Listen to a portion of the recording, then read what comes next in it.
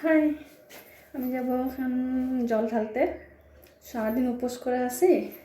তার মাঝে এবার শিবরাত্রি বলে সন্ধ্যার দিকে লাগবে। তো সারাদিন উপোস করে আমি এই লাল কালার শাড়ি পরবো আজকে আমি। চলো রেডি। শাড়ি পরতে 1 ঘন্টা লাগলো। এই কুচিটা এত বড় হয়ে গেছে, এতটুকু কুচি দিয়েছিলাম, এত বড় কীভাবে হয়ে গেল?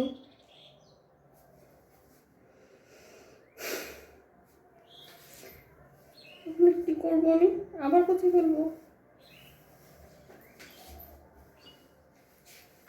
এইভাবে যাবো? ঠিকই আছে, থাক। ওইভাবে আমার শাড়ি পরা হয় নাই, পারলাম না। লাস্ট সব খুললাম এইভাবে সিম্পল। এখন রেডি হই।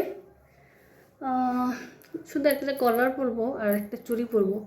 সোনার কানের আছে, এগুলি খুলতে পারবো না, তো খুললে তো আর পরতে পারি না, তার জন্য আমি খুলি।